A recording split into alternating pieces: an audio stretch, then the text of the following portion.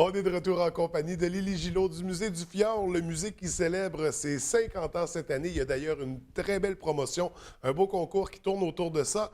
Mais également, on va présenter une nouvelle exposition, pas permanente, pardon, une exposition temporaire qui est en cours actuellement. Lily, bienvenue à l'émission, ça va bien? Oui, merci. Écoute, on va plonger tout de suite avec la nouvelle exposition parce qu'elle est très fascinante. C'est pas une grosse exposition, mais c'est un bijou d'exposition en soi. Et c'est vraiment le cas parce que une expo qui s'appelle Les Bestioles, Oui. c'est des créations, c'est des bijoux faits à partir d'insectes, c'est bien ça? Exactement, ce sont de très gros insectes. C'est l'artiste Christine Arzel-K, qui est une Française, qui a pris des très gros insectes, qui les a disséqués en utilisant une méthode qu'on appelle la méthode de Beauchesne. En tout cas, c'est inspiré d'eux. Puis elle les a disséqués et elle les a toutes reliées ensuite sur des tiges métalliques. Il y a des suspensions aussi, donc il y a vraiment un aspect très artistique Oui. de présentation de ces insectes-là, mais comme une sauterelle qui est longue comme ça, Eh, ça monsieur. reste assez impressionnant comme Oui. une bestiole. Donc, de là le titre aussi de l'exposition. Donc, il y a une douzaine là, d'insectes comme ça qui sont présentés. Et puis, on explique évidemment là, un peu plus Oui. quel est cet insecte-là, d'où il vient. On fait ça un peu pour démystifier, parce qu'on fait du beau à partir des animaux mal aimés. Les insectes, Oui. souvent, sont les animaux les plus repoussants pour la plupart des gens. Tout à fait. Et pourtant, c'est complètement fascinant, puis il y a toutes sortes de motifs. Il y a une beauté qui émane de ces bestioles-là. Absolument. Évidemment, nous, on a toujours l'espace permanent d'interprétation, le vivarium, Oui. où on a des insectes, des petits animaux, des salamandres, des couleuvres, des choses comme ça. Donc, de présenter des insectes, c'est lié un petit peu avec Oui. notre mission Bien, générale. puis justement, les insectes, on ne parle pas d'une première exposition. Comme on a dit, il y a le vivarium, on accueille parfois de l'insectarium, il y a toutes sortes de Oui. choses. Est-ce qu'il y a un intérêt, est-ce que c'est une des directions du musée de Bien, parler de cet univers-là? Ça demeure un aspect scientifique et naturel qu'on aime explorer parce qu'il y a des insectes ici Oui. qu'on aime démystifier aussi, là. Donc, nos petites bibites à nous, bien, quand on les montre de très gros, spectaculaires, un coléoptère gros comme ça, bien, ça nous aide à apprécier un petit peu plus nos Oui. longicornes, par exemple. Donc, tout à fait. Donc, c'est pour justement sensibiliser la population à ces belles créatures-là Voilà. qui ont leur importance quand même dans notre monde. Donc, l'exposition Les Bestioles, puis qui nous arrive de quel musée exactement? Ben, en fait, c'est vraiment l'artiste en tant OK. que tel qui a créé cette exposition-là. Ça a Et été qui fait le présenté tour, là. exactement à la Bibliothèque de Québec, dans différents lieux aussi en Europe. Donc, on est très chanceux là, qu'elle ait accepté de nous prêter ses pièces de collection au musée à la baie jusqu'au 6 juin. Donc, juste avant l'été, Oui. vous venez en profiter. Et là, justement, jusqu'au 16 juin, ça nous fait penser également au concours que vous avez lancé, parce qu'on célèbre, on souligne le 50e anniversaire du Musée du Fjord cette année. Oui. 50 ans, c'est extraordinaire. Il est arrivé beaucoup de choses en 50 ans au Absolument. musée, là.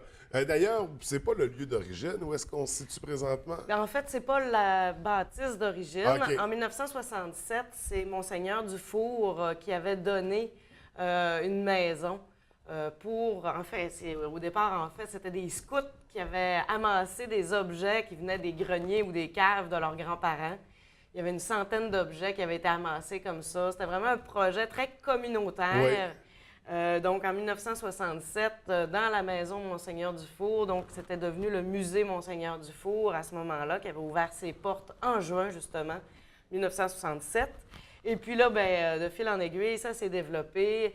On a créé ensuite, en 1983, la Corporation du Musée du Fjord et la ville en soutien, qui était la ville de la Baie à l'époque, a créé ce qu'on appelle le foyer de la culture. Donc, la bâtisse actuelle, c'est devenu la Maison de la culture où il y a également école de musique, école de danse qui viennent donner des cours, mais il y a aussi plusieurs locaux qui sont prêtés, par exemple, aux filles d'Isabelle. Il y a du tissage, il y a vraiment beaucoup de choses qui se passent Il y a dans une ce grande foyer. vocation communautaire dans le bâtiment. Exactement. Et il y a les locaux ensuite du Musée du Fjord qui y sont.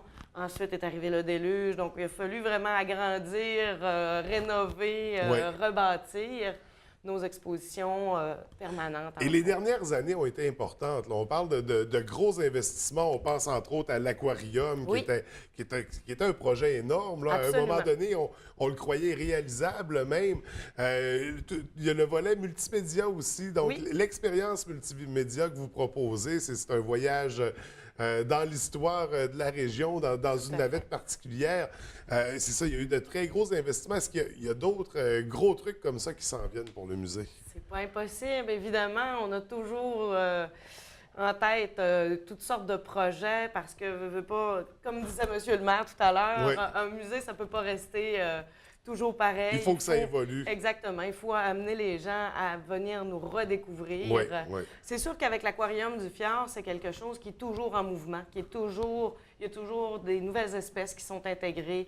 On va récolter autant durant l'hiver que durant l'été avec nos pêcheurs attitrés, Oui.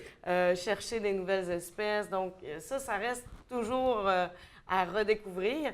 D'ailleurs, c'est aussi la thématique du concours qu'on a, où on propose aux gens, en fait, de s'abonner pour participer à un concours. On a 50 prix à gagner pour les 50 ans du musée. Donc, des prix là, très, très variés. Au total, plus de 7 000 $ qui sont en prix, dont des billets du Canadien.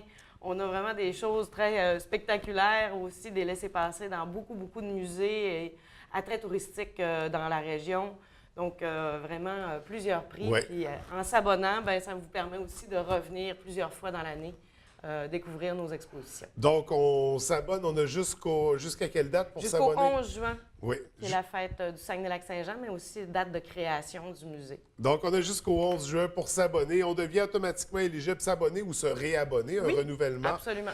Donc, ça s'adresse vraiment à toute la population. 50 prix pour les 50 ans. Oui. C'est le thème du concours pour aller encourager ce musée qui, depuis 50 ans, ne cesse d'évoluer, mais de nous impressionner aussi par toutes ces expositions qu'on a pu découvrir au fil des années.